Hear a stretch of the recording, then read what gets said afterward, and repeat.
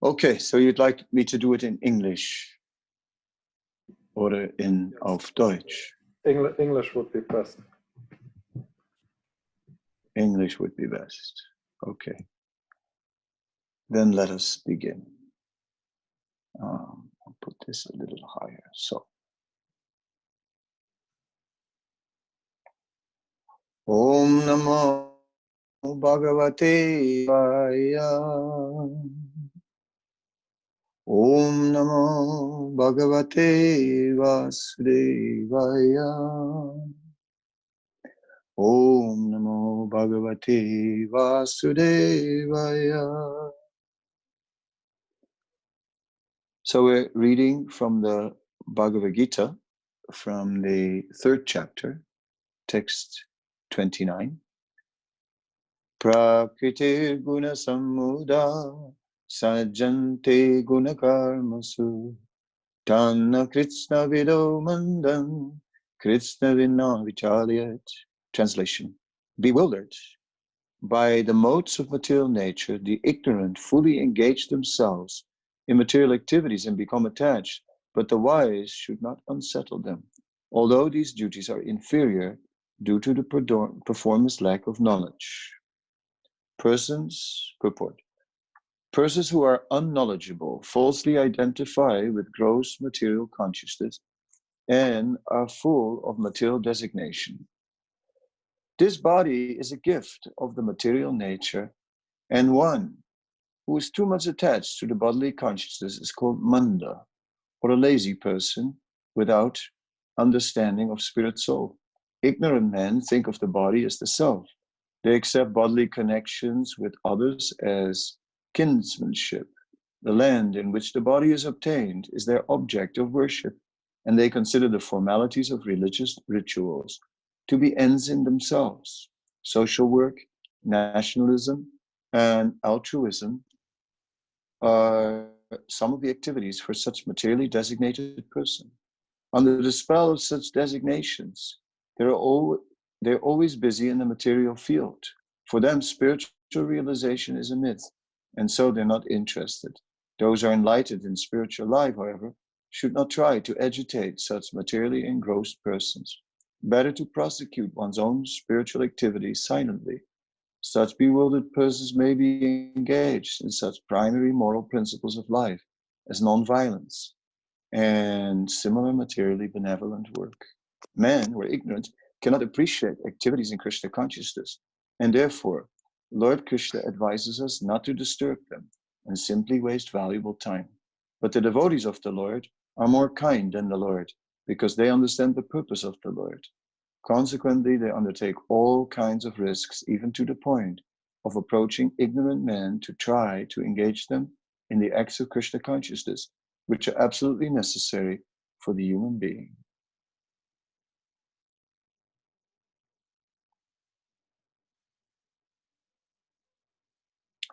So,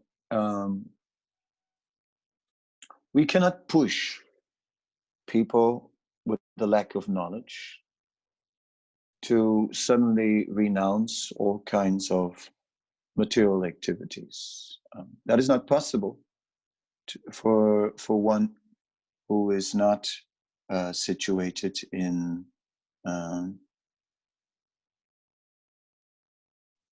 knowledge, just take up spiritual life. So better we first engage people in what is known as agyata sukriti.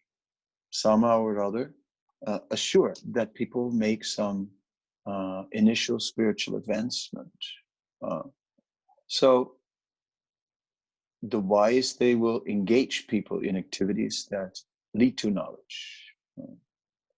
So the mood of a devotee in reaching out to people who are lacking knowledge is a mood of compassion.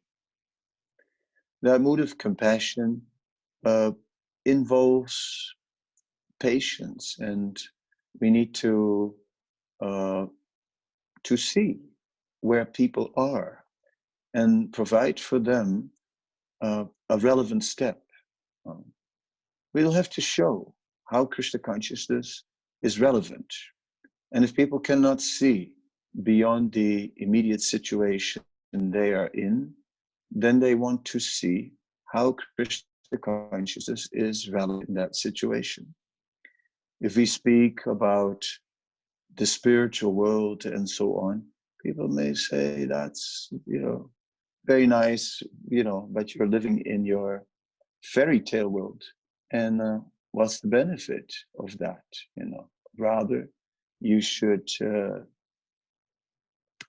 present your Krishna consciousness in a way that people can relate to it.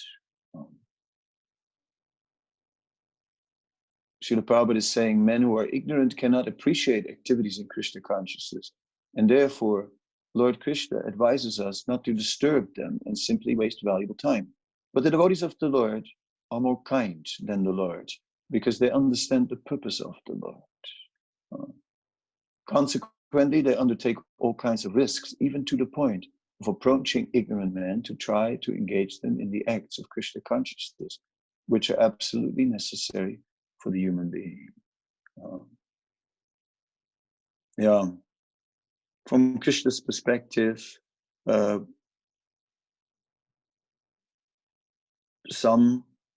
Krishna looks at a much bigger time frame. So what is one life? But we who are currently very much experiencing this one life are giving great importance to the conditions of this life. And therefore, we want to help people now.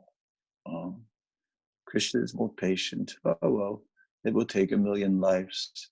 What's 1,000,000 lives? But from our perspective, 1,000,000 lives is a very long time.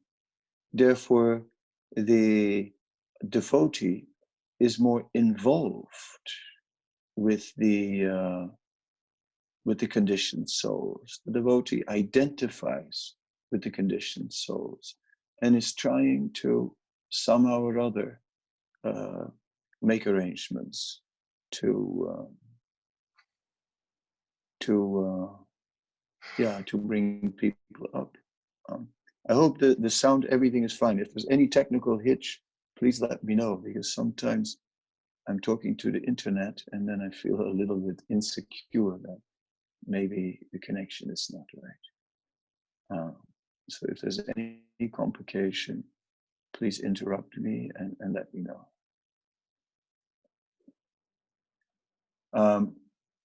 So pure devotional service is a state of devotional service where a devotee is with Krishna, and he's living with great happiness in Krishna. And at that stage, he can show compassion. Compassion is very rarely attained. In this world, where does compassion exist? We are, just a few days ago, I was speaking about Vasudeva Datta. And yes, we are lacking in compassion. What do we have to offer anyway? Of our own, not very much. All we have to offer is whatever we received from Srila Prabhupada, from Krishna, from the Acharyas.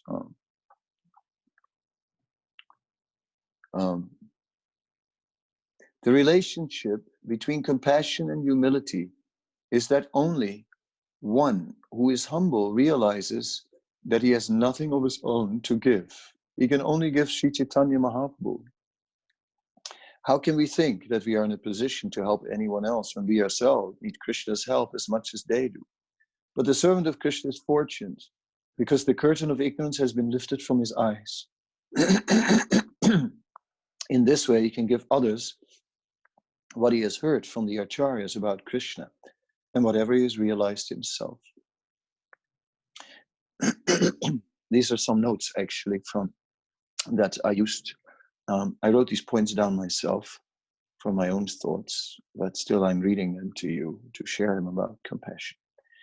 We've never seen anyone more compassionate than Srila Prabhupada, who worked tirelessly in his old age, exclusively for the benefit of others.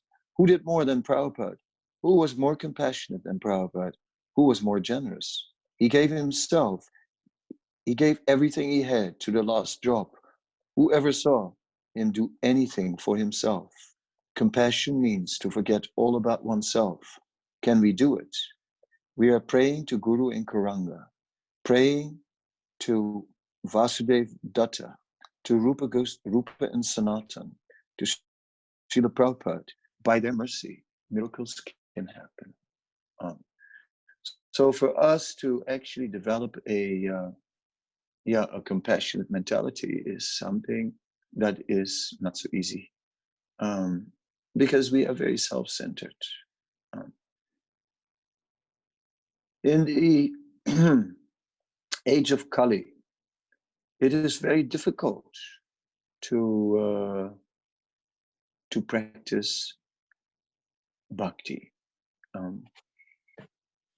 because in this age of Kali, we are always concerned with ourselves. Manda sumanda matiyo mandavagi upadruta, always disturbed, always concerned with what's happening to us. That is the conditioned state of the age of Kali, upadruta. So how to rise above such conditioning of self-centeredness? It is the very process of Sankirtan itself, the process of reaching out to others in compassion. It is that process which is actually able to make the change. Sri Chaitanya Mahaprabhu says in Untitled Chapter 8 that as we are distributing the fruits of love of God and we are giving away what we have, we'll find that we had more than we had before. So that is, that is the principle. By giving away, we're actually gaining Krishna consciousness. Otherwise, it is difficult to really take up welfare work for the benefit of others. We've seen that initially we may be performing some activities of Sankirtan when we are new, under the direction of our spiritual master and the Vaishnavas. But soon we return to our personal needs.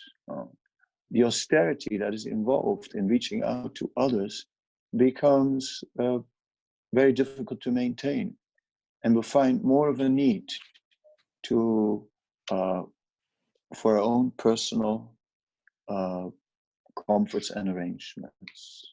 So that is our predicament, somehow or other. That is our personal issue, because it is difficult to actually rise above this self-centeredness. If we somehow or other remain connected to Sri Chaitanya Mahaprabhu's desire to give transcendental knowledge to others, then we are getting great benefit and are actually becoming udaradi.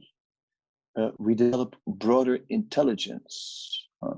It is said there is Ksudratma. Ksudratma is a small-minded man who is concerned with his own little world. And to rise above that we are going beyond our own little world, yes, that is the most desirable. that we grow and that we see that we are not just meant to take care of ourselves, but that we are meant to adopt the welfare of the world. When we are living in that spirit of just giving everything for the welfare of the world, then we become very blissful. Then our life becomes very, very exciting. Then our own little struggles and so on, they may be there, but they immediately go in the background as soon as we take up the effort of making, of doing something for the benefit of others. And that is really the main point here, to be compassionate. Compassion means to forget all about oneself. Yeah. So back to the Bhagavad Gita after this.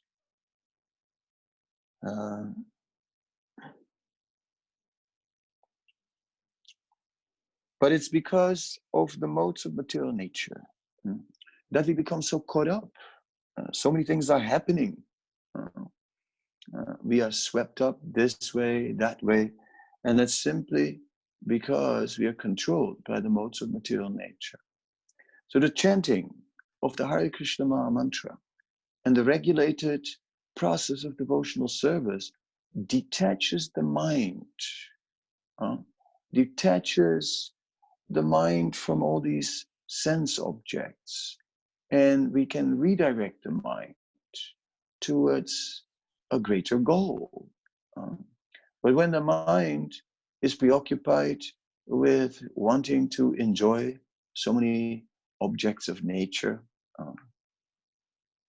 yayedam daryate jagat, to exploit the material nature for our own sense enjoyment, then the mind becomes absorbed in these things and obsessed in these things. And our reality becomes smaller and smaller day by day. So in this way, the ignorant fully engage themselves in material activities and become attached. So it's not possible to directly expect that people are going to change. Therefore, we create different ways that they can engage. Maybe like now on the internet, and at the moment we're doing so much streaming on so many platforms.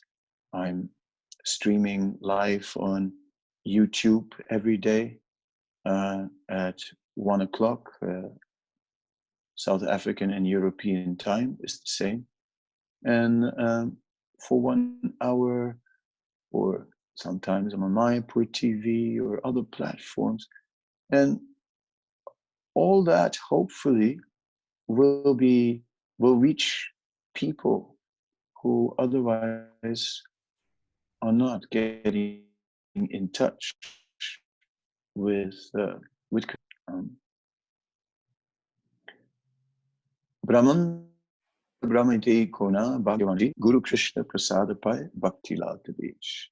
It is said that the living being is on his journey, life after life on his journey, and from body to body, and that in the course of all that, we sometimes come closer to Krishna and sometimes are more distant from Krishna.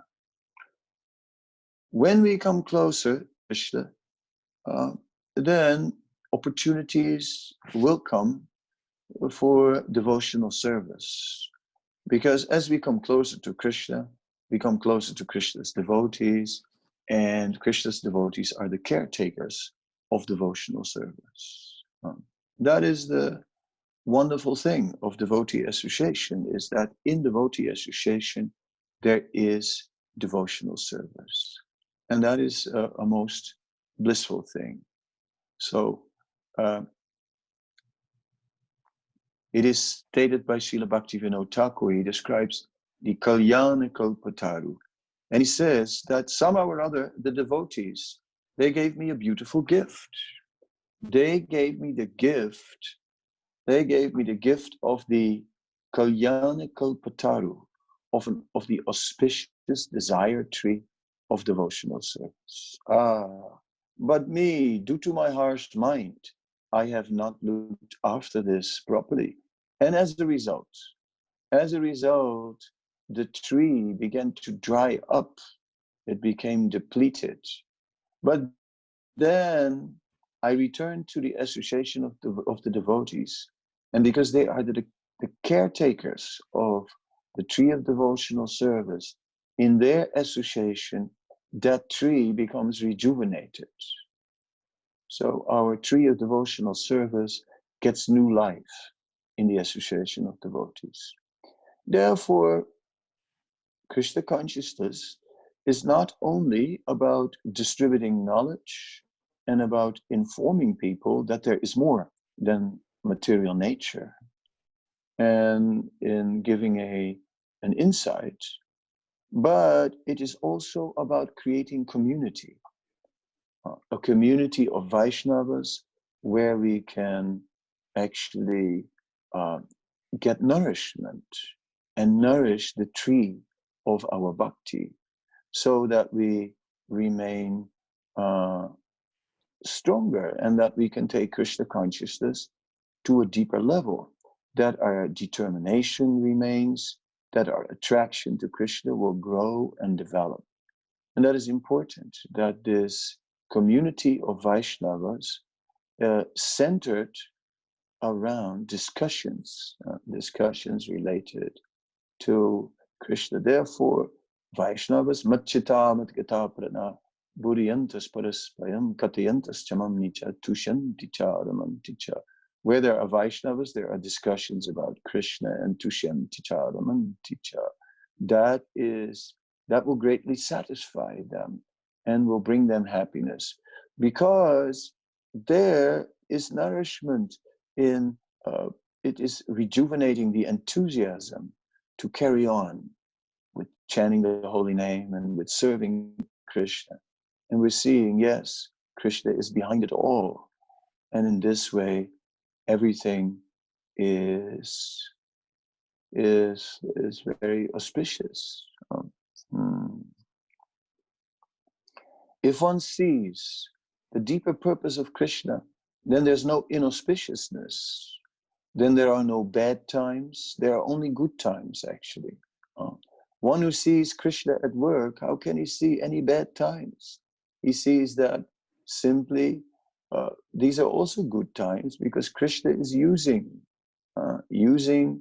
difficulties to establish people more in spiritual life.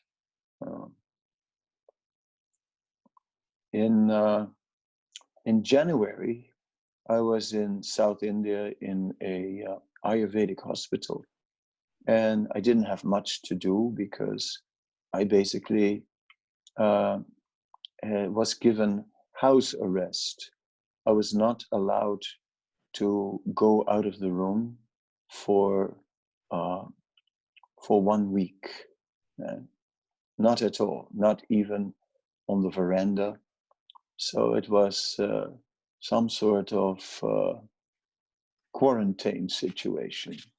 Anyway, as I was in that situation, I was also, there was a full solar eclipse, which is an interesting thing, doesn't happen so often.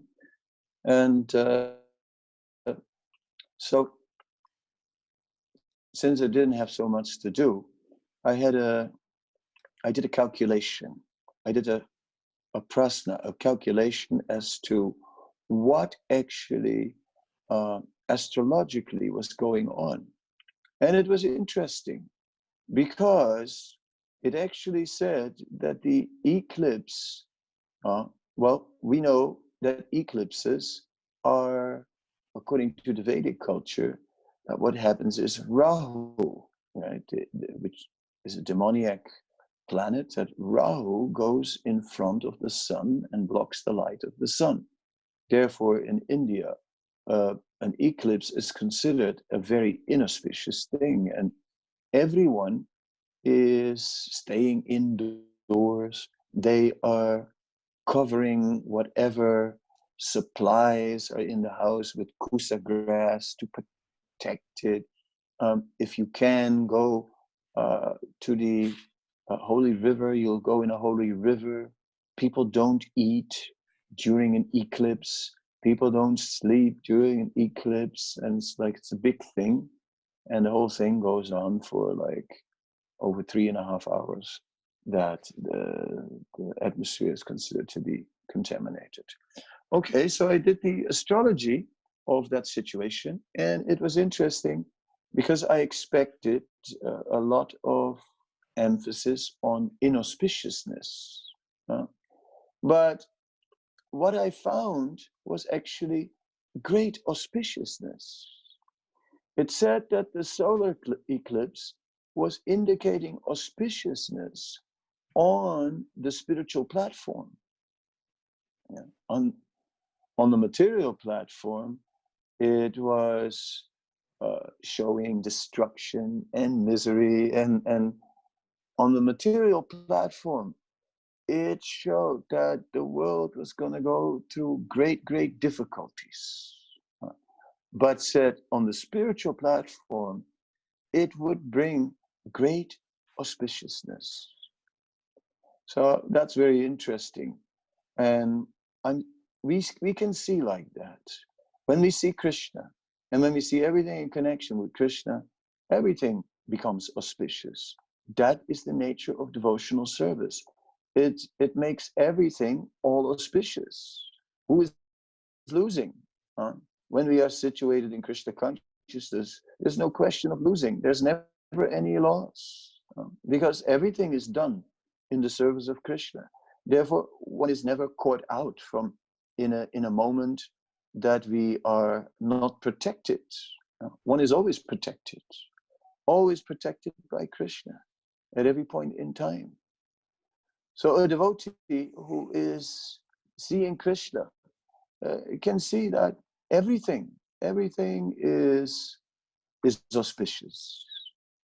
Everything is sobhagya. Everything is a great blessing.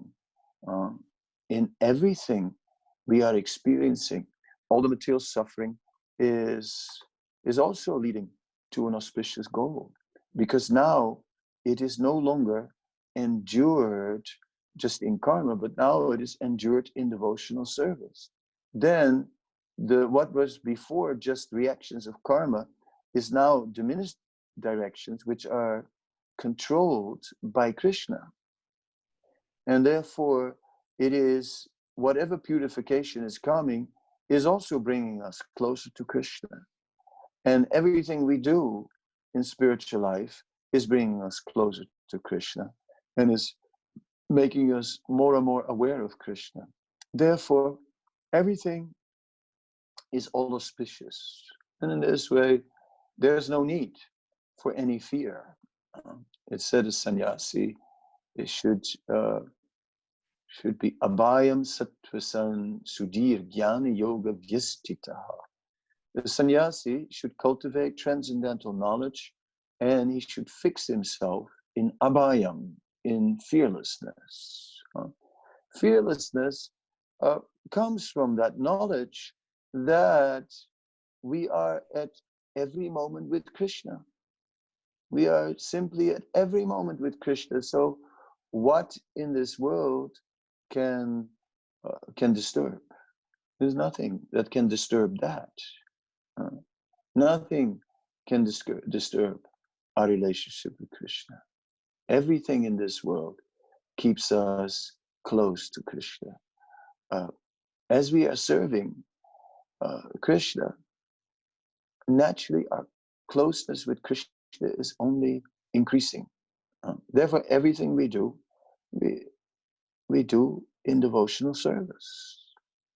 And if we do everything in devotional service, then sooner or later, the result of all that service will attract Krishna to personally manifest himself to us. We find a description from about meditation by Srila Prabodhananda, who is a sannyasi from South India. He wrote Sri Chaitanya Chandramrita, and he also wrote Vrindavan Mahimamrita. He was the uncle of Gopal Bhatta Goswami, and he was hailing from Sri Rangam. So anyway, he became a great devotee of Chaitanya Mahaprabhu. And Srila Prabodhananda was speaking about meditation. And he explained how in meditation, we are going through different stages. And that ultimately, when we come to the stage of bhava, that is a very special moment. Because at that moment, Krishna personally appears in our meditation. So then we are not only like focusing our mind on Krishna, not only trying to remember about Krishna, not only hearing about Krishna, but Krishna actually appears personally, and we begin to perceive him personally, and that personal communication comes about. So those are the topmost levels of devotional service. Of course, Krishna is always there. Krishna is with every living being as the super soul. And as the super soul, Krishna is always communicating also with the conditioned souls. But with the great liberated devotees, yes, then it is another thing. Then we are always able to see Krishna. So to a materialist, it seems very suffocating when you speak about Krishna consciousness, and to always remember Krishna and to never forget him, that the perfection is to always focus the mind on Krishna. I mean, that seems very limited. What about all the variety in life, all the beauty? What about the beauty of mountains? What about rivers? What about oceans? What about forests? What about nature? What about people? How can we just be so focused on Krishna? We have relationship with so many people and so many things. Yes, we do. And to be Krishna conscious doesn't mean that we are giving up those relationships. We still have relationships with all people. We still have relationships with the earth. We still have relationships with the sky. But we see how Krishna is also there. We see how Krishna is also there, and we see that ultimately that connection is most important. Just like we may be,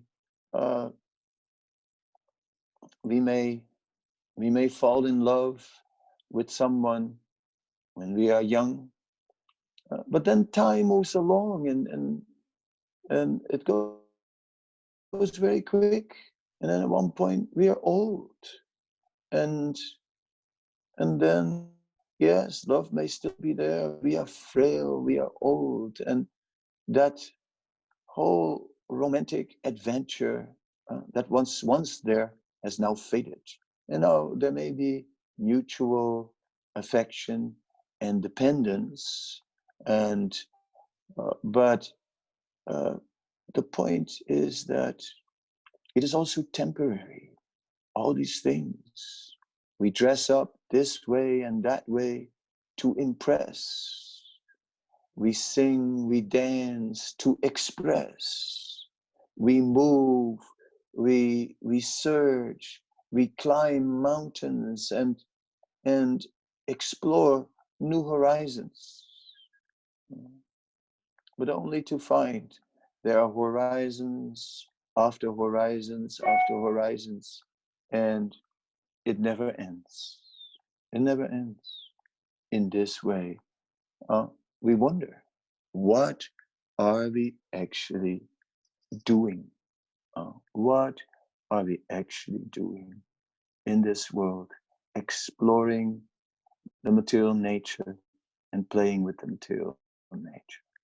But now we are Vaishnavas, devotees of Krishna, and we see that same material nature. And we see the beauty of the sky, but we also see that today it is a blue sky, and yesterday it was a gray sky covered with clouds. And so the sky will show different faces. In a thunderstorm, the sky can be frightening. And when the sky is bright and blue, it can be beautiful. The forces of nature show different faces. Sometimes a face of great beauty and sweetness, and other times the brutal face of destruction. So, nature, oh nature. Nature can give us pleasure. Nature can be fearful. But beyond nature is what stays, and that is Krishna. Krishna, he stays. And so the devotee is at home with Krishna and sees everything and everyone in that relationship with Krishna. And therefore we see that when Prabhupada was in New York, he was fully there.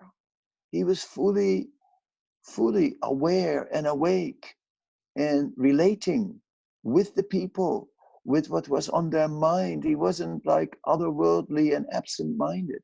He was with it. He was with it. He was with them in New York, on the East Side. And at the same time, he was also in the spiritual. They were only in New York on the Lower East Side. But Prabhupada was with them on the Lower East Side. And at the same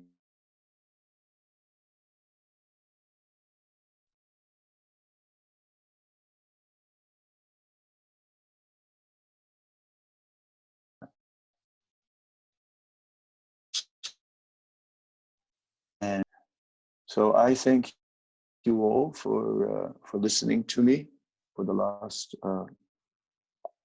40-something. Now I'd like to respond and to come up with some of your questions. I'm waiting. Yes. So please write if you have a question. That would be very nice.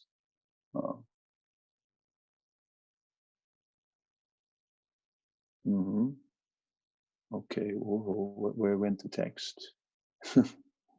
I saw it, but now I don't see it anymore. Oh God. Okay, I just have to touch the phone. Oh dear, oh dear. What's going on?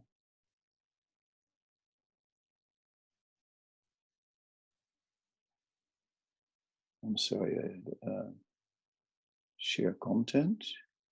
Where do I push now? You have to click on chat. Okay, thank you. I'm trying to click on chat. I'm going to look at chat. Where is chat? Stop the video. Maharaj, I can read it aloud for you if you like. Okay, yeah, I don't know how it works. I'm so sorry. Tirumala asks, I understand the importance of sharing Krishna consciousness with others, and I feel that a lot of people are easily attracted and interested in chanting, etc. But my question is how to take care of them by giving them personal care and attention when the number of people we need to care for grows, especially when they do not have any other association. Because sometimes it is a bit difficult to be able to spend that time with everyone that may need or ask for it. In the beginning it was easier, but now it is harder with more people. Yeah, that's true. I also addressed both of these things, right? I addressed that we have to give transcendental knowledge, and then we need a community. Community cannot be that a vertical community where a few people have to inspire all. We need a horizontal community, a community where every devotee is sharing with others.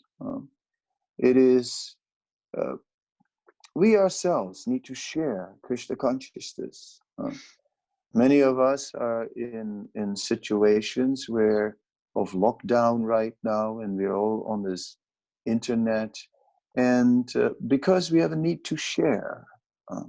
Normally we can go places and visit people and share life, and at the moment we're sharing by the internet, but it is a bit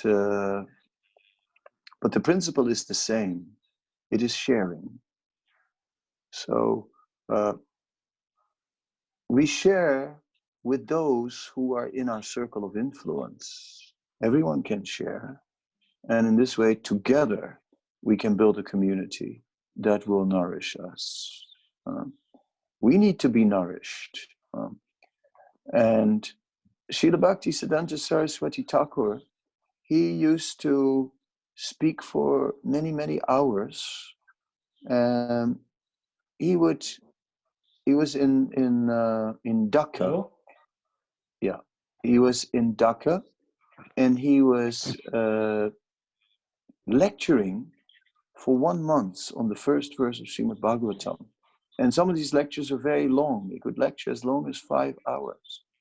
And one day he thanked all the devotees for nourishing his Krishna consciousness by giving him the opportunity to speak. So in this way, everyone is experiencing their nourishment.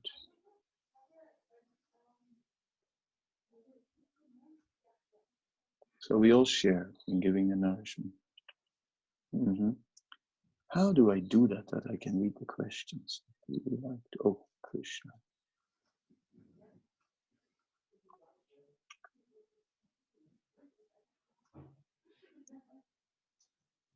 I can't figure it out. Participants, more. Chat. Okay. Hey, I'm there now.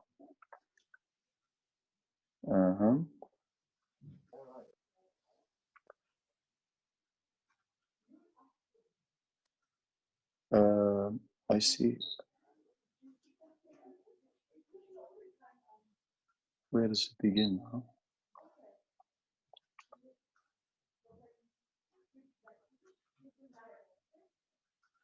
Maybe the devotees can read out their questions.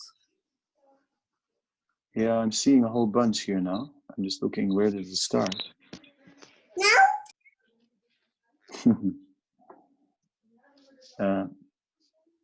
Okay, I'm where I was. Can you explain dinosaurs and humans at the same time? Where was Krishna? Okay, dinosaurs, it is described, they come at the end of Kali Yuga, when Kali Yuga is more progressed than now.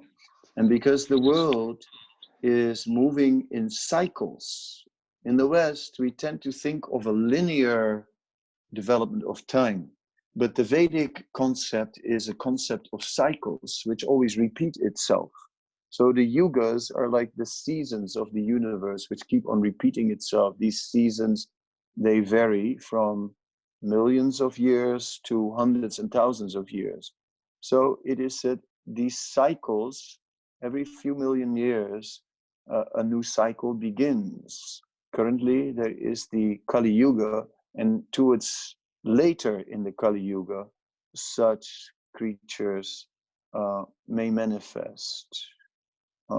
So Krishna was there, but in Kali Yuga, Krishna is not so visible to people because people are covered over so much by the material nature that they have become they become captured by lust, and as a result, they become hard and self-centered and selfish, and therefore Krishna covers himself and cannot be known.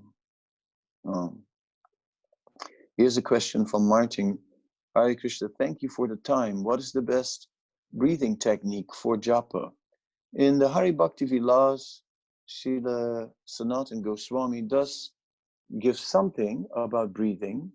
He describes there that breathing is something that can be done, a little pranayam, so before chanting, so that one gets more ability to concentrate, that the mind calms down.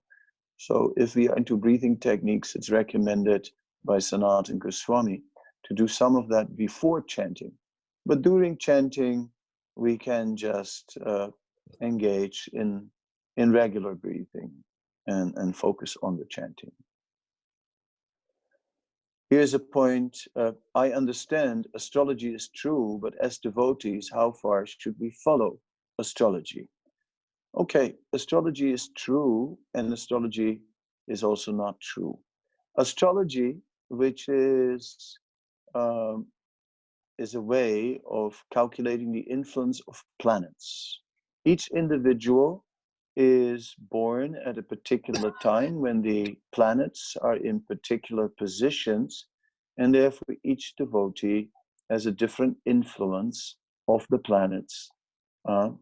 Even although now we're collectively going to the influence of some planets, it affects each individual differently because each individual has a particular sensitivity to the planets according to where the planets were at the time of birth. Now, astrology is showing in this way our unique karma. So that is one aspect of astrology. We can see a person's karma. Another aspect of astrology is the predictive aspect of astrology. The predictive aspect of astrology is very difficult because one thing, we can see what should be coming according to karma, but what we cannot see is when Krishna personally interferes. When Krishna decides to intervene, no astrologer can ever calculate that. And of course, devotional service is attracting Krishna's divine intervention. Therefore, devotional service can change everything about astrology.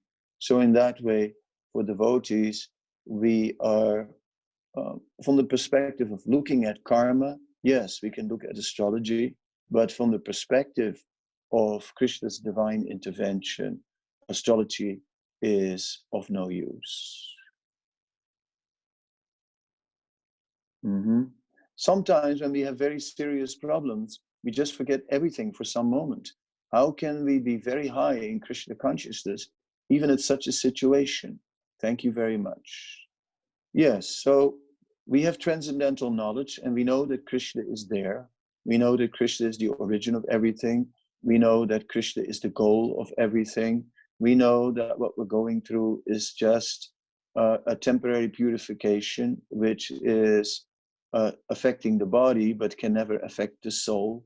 So we have all this knowledge. But then as the waves of the material situation are catching us and begin to toss us around and so on, yes, then that becomes so overwhelming that we forget the spiritual perspective. What can we do? Daily chanting of Hare Krishna and regular hearing of Shrimad Bhagavatam are two very powerful tools which we employ so that we can remember. Even when the waves of material nature are just throwing us here and there and everywhere and sometimes go over our head. But Shrimad Bhagavatam helps to give us a transcendental vision. The chanting of Hare Krishna helps to remember Krishna. So as over time, the momentum of our association with the chanting of the holy name and the momentum of our association with hearing Shrimad Bhagavatam begins to build up, our remembrance of Krishna becomes stronger and stronger and stronger. And we lose material attachment, and our attachment to Krishna will grow and will become less and less overwhelmed by the material nature. You were talking how devotee sees Krishna everywhere, mountain, sky, etc. Please, can you say how we can get that vision? Because sometimes it's so hard to remember Krishna in our daily dealings. Thank you. The answer is a little similar to the previous question, by the cultivation of Krishna consciousness. So it is by chanting, by building up some momentum in that chanting, by chanting in a regulated way, and chanting by every day with energy. And in this way, our chanting will become strong, and the purification will take place. Then by getting absorbed in Shrimad Bhagavatam, by reading Shrimad Bhagavatam every day and just studying Shrimad Bhagavatam, we begin to develop Shastra Chakshus. We begin to see the world through Shrimad Bhagavatam. And then we see Krishna behind everything. We see mountains, and we see how Krishna is the cause of the mountains. We see the skies, and we see how Krishna is the cause of the sky, how the sky is blue because Krishna is blue. We see everything in connection with Krishna. In this way, our remembrance of Krishna is becoming stronger and stronger. How everything begins to remind us of Krishna. Bhagavatam helps us to see every detail of this material situation in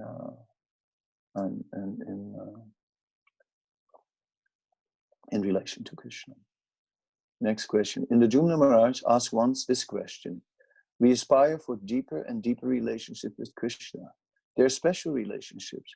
How deep can we go as devotees in relationship with each other in this lifetime? Could you try to answer it from your point of view? Well, the relationships between devotees are becoming deeper and deeper. Just like when we see how nicely another devotee is serving, then that devotee is touching us. We really feel, wow, that is so wonderful. Just like when Indra Maharaj is leading his kirtan, the same melody, right? That melody, and he just does the holy name, and he's just calling out with so much joy and enthusiasm. Then it is like just wonderful. And we can hear that same tune again and again forever. And it is never boring because it is alive with so much inspiration. And when Indra Maharaj organizes his wonderful festivals, and his festival in Poland, or when he was recently in Rishikesh, and just then we go like, yes, this is Indra Maharaj. Indra Maharaj, who was a simple Sankirtan devotee in France, who was distributing books in France, and see, he's still a Sankirtan devotee today. He is just so much inspired to give Krishna consciousness to others in this way, by seeing all that in the Dumna March becomes dear to us. We feel that, oh, he is wonderful. We admire him. And if we become attracted to him. If we develop a personal relationship with him, then we become, the heart even becomes more involved. So in the same way, with every devotee, we have to see the spiritual world. The spiritual world is a world where the devotees are serving Krishna in newer and newer ways and discovering more and more about Krishna, more qualities of Krishna. And their love embraces these qualities. Their love is just eternally growing. And as the devotees look at each other and see the love in each other's hearts eternally growing, in this way, their relationships are also growing. And when Krishna sees that, his appreciation for these devotees is growing. And the devotees see that in Krishna, and their appreciation for Krishna's mercy is growing. And in this way, all the relationships are growing. The relationships between Krishna and the relationships between the devotees also. Sometimes mind bewilders the intelligence and tells on the name of preaching or better service that one needs this and this object to serve better. For example, nice homes to host programs, money, etc. But how to filter out what we really need and don't? Well, we can use a nice home in the service of Krishna, it's all right. But if it takes so much effort to get the nice home, and it takes all our energy and all our money to take this nice home, and that we hardly have any time and energy left for preaching, then it becomes over endeavor. Is this home somehow or other comes naturally? All right, let's use it.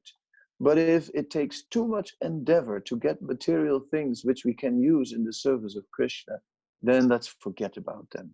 Let's just leave it and do without. Because ultimately, big home or not big home will somehow or other manage. We can certainly engage many material things in the service of Krishna, but each material thing takes energy to get, to maintain, and so on. And all that energy and time that we spend on these things takes us away from directly glorifying Krishna. So let us be careful that we don't lose too much time with getting all the facilities and all these things and never have time to directly glorify Krishna. Somehow or other, let us directly glorify Krishna. We can see that Srila Rupa Goswami spent his time directly glorifying Krishna, and then that inspired great man. And then great man built the Radha Govinda temple in Vrindavan. It's not that Rupa Goswami stood there and learned about construction and reading construction manuals and had a plastic yellow helmet on it and was standing there with a map, like trying to build the Radha Govinda temple. No, Rupa Goswami just glorified Krishna directly. And that attracted men who were in the world to help him and to do things. So in this way, we can just focus on glorifying Krishna directly. And then whatever material facilities come on their own, or whatever others offer us, that we can use in the service of Krishna. Next question. About compassion. As we cannot teach compassion, how can we help others to become compassionate? By being compassionate. Srila Prabhupada shows his compassion and that touches us. His generosity, constantly, tirelessly giving. And then the result was that everybody else started giving. For Prabhupada, yes. For Prabhupada, they would do, because everyone could see he is just so selflessly giving. And then Prabhupada would say, I want to thank you so much, I thank you so much for everything that you do. So in this way, by being compassionate, we can inspire others also to become compassionate. While preaching to non-devotees, can we make the connection between Krishna and other religions? Considering that the Lord's instruction differ between different religions according to time, place, and circumstance? Yes, we can. Whatever bridges we need to build to bring people to Krishna, yes, let's use these bridges of other religions, bridges of philosophers, bridges of movies, bridges of music stars, whatever it takes, whatever bridges we can it takes to reach out to people. Yes, let's use the bridges, but we must bring them to Bhakti and to pure devotional service, unadulterated devotional service to Krishna. In the beginning, we can be a little careful what we present to new people, not everything all at once, but after a while, we have to bring it down to chanting Hare Krishna and giving up sinful activities.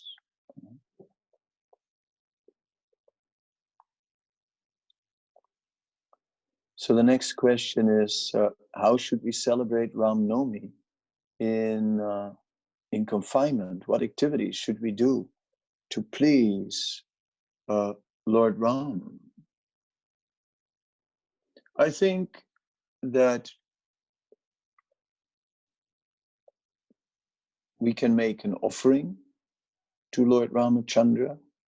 There are different types of offerings. Some may make an offering by cooking for the Lord. Others may engage in Svajaya Jagya, right? That means in studying the scripture, and some may read the Ramayana, some may somehow or other connect with Lord Ramachandra. Lord Ramachandra is particularly the embodiment of acting according to the principles of Dharma.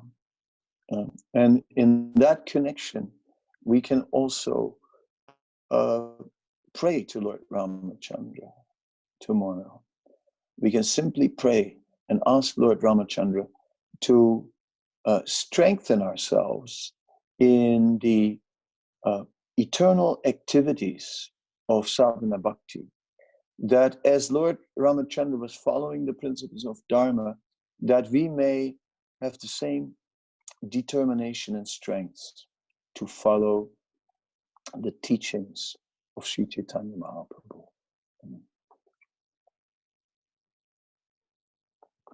One sec, a little water.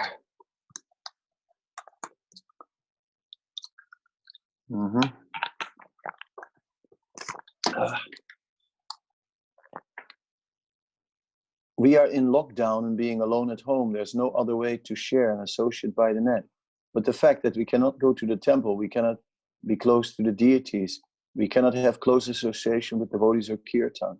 Does this influence our sadhana? No, we are always protected by Krishna. Somehow or other, we don't worry about that. We could just don't look at what we cannot do. Look at what we can do and do that.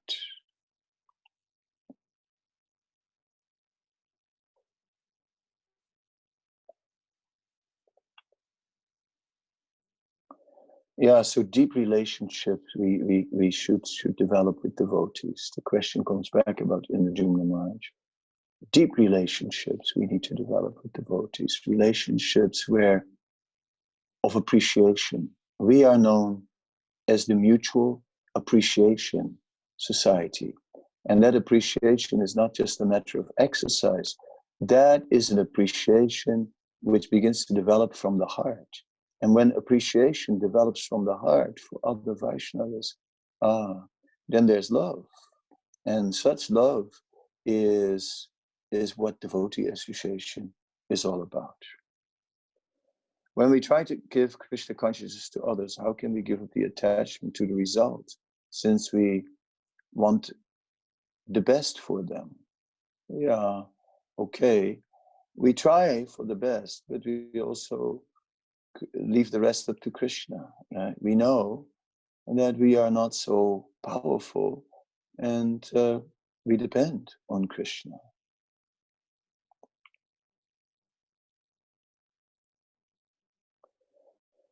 Maharaj, I know you are a very fearless and revolutionary person. How long would you tolerate locked up until you break free and chant and dance in public again? Greetings from Sham. Yes, my dear Sham, I'm in a country now, South Africa, where we are legally locked in the house. And if you go out and you don't have a government permit, you get arrested, actually. And it's going on. I hear about people who are getting arrested. So I'm literally locked up. I'd love to go out and break free and chant and dance in public. And I think that it's possible if we do some social distances. Then I think it's quite possible. However, I think that the ISKCON leadership is also quite reserved in its how to say, in putting the devotees at risk, and therefore they're not encouraging that we go on Harinam. And I also don't want to create a big revolution and upset the whole society. So I will, for some time, use some other means, but ultimately, yes, my business is to somehow or other chant, dance, and speak on every street corner of the world about the glories of Krishna.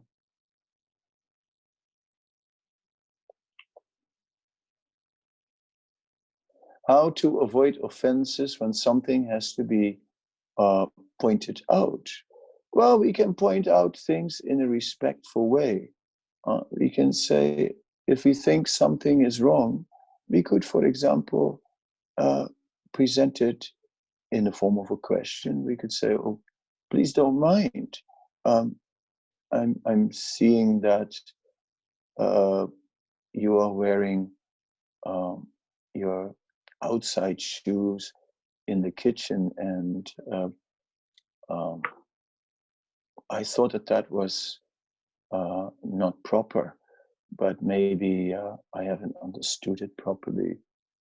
If it's respectfully done, then it's okay. You can do.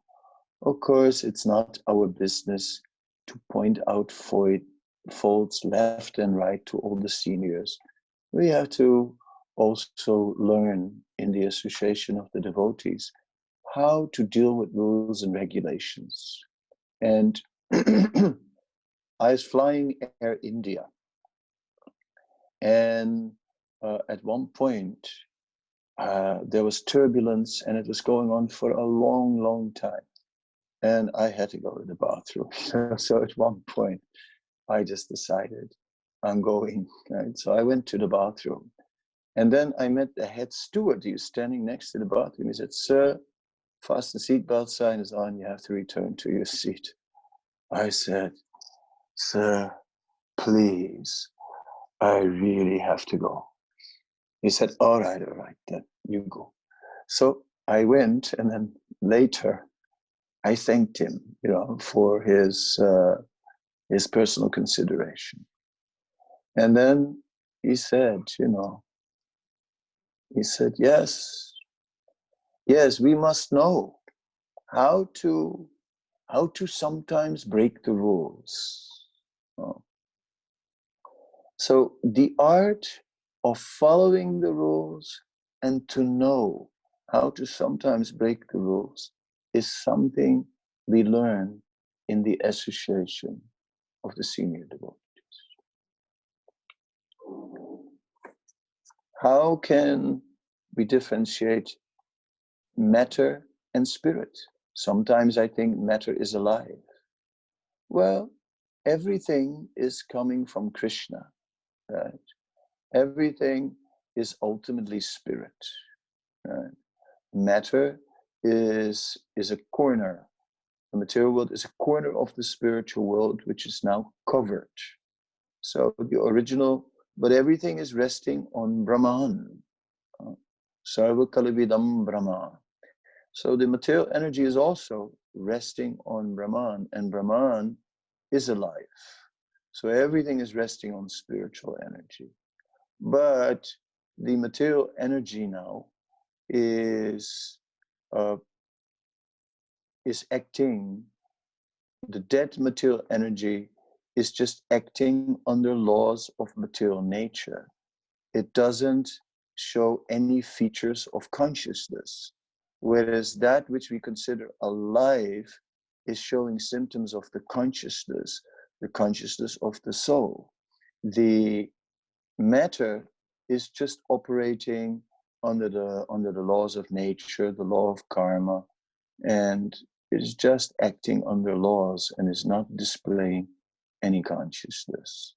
Therefore, we are calling it dead matter, and the soul is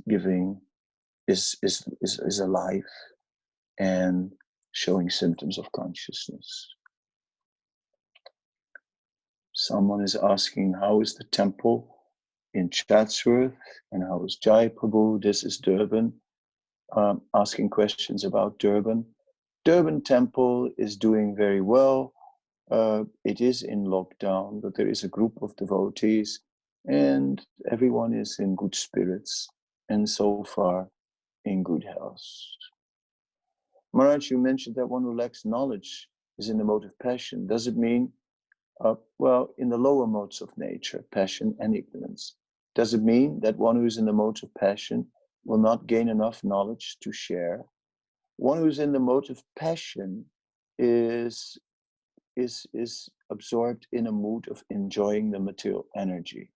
One who is receiving transcendental knowledge, even while they are otherwise in this very passionate mood of trying to enjoy the material energy, they become mixed.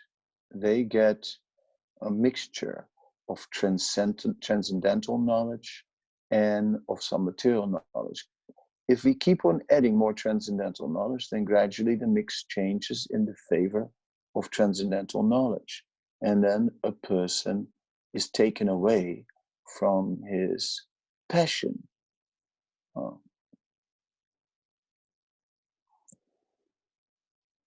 So many questions, huh?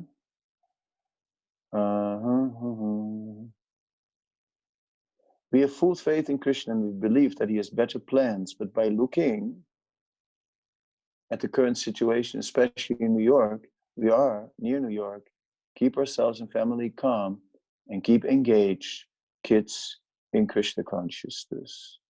Yes, now in New York, it looks like the virus is very present, and it looks like death is close and very near to us, and so it looks frightening.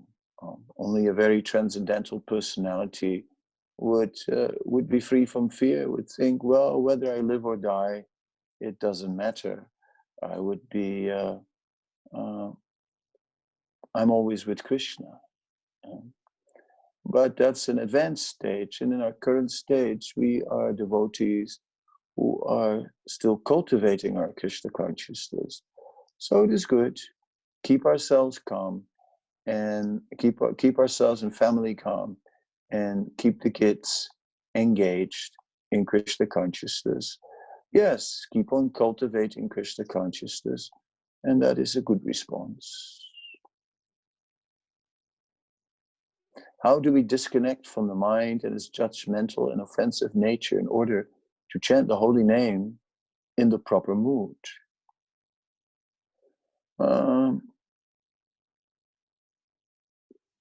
Well,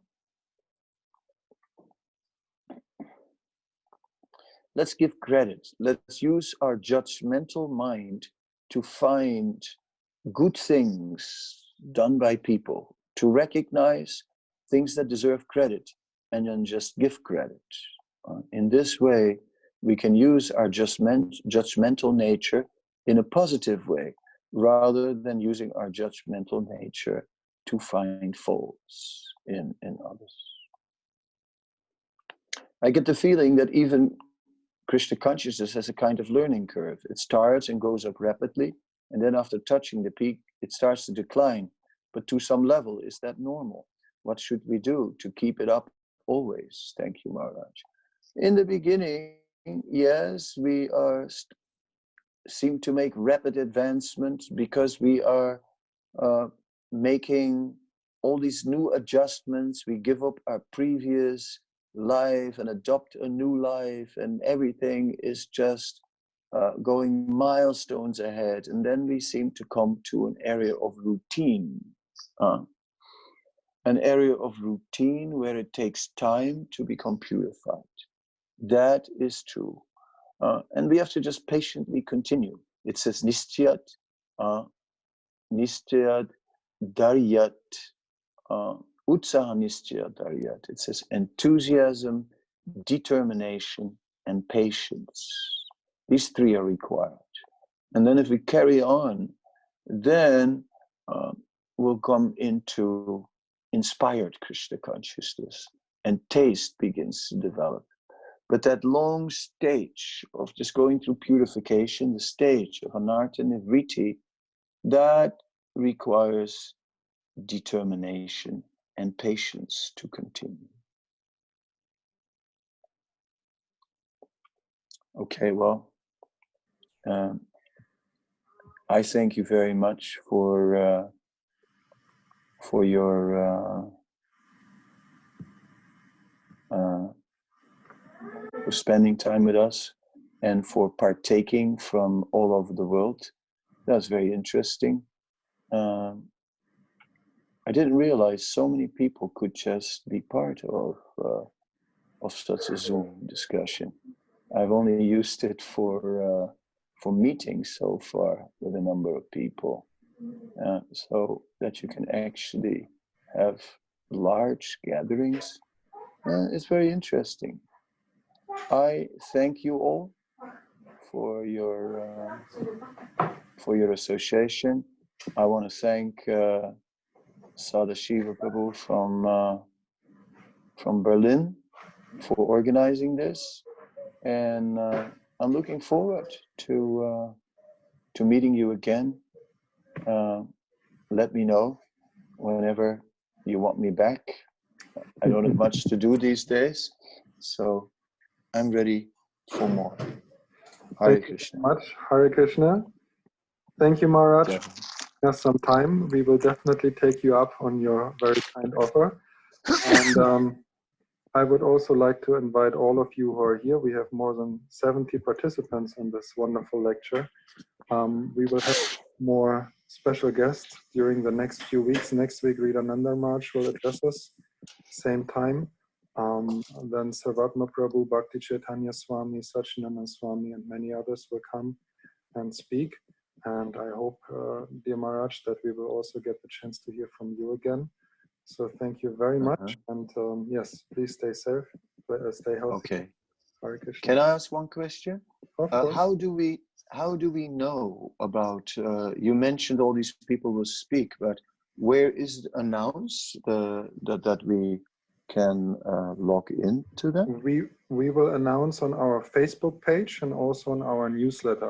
I understand our newsletter is in German, and we have a lot of international guests here today in this class. So the best is if you check on our Facebook page, If And your Facebook base is ISKCON Berlin? ISKCON Berlin or Jagannath Temple Berlin, with both of those things you find us, and there we will announce who is speaking and also which link to use to join the class. Okay, okay. Just to let Super. you know, usually we always use this link, so you can all save it. Only next week we will use a different link because Ridananda March has his own Zoom account and media team, and we will use his Zoom account. So we will post it on our Facebook page. I will also type it here into the chat so you can save it if you like. And yeah, otherwise it's always the same that all of you used tonight. Okay. Thank you very much. Thank you so much. And I wish you all an inspiring time, a safe time, and yes, looking forward to seeing you all again somewhere soon. Hare Krishna. Hare Krishna.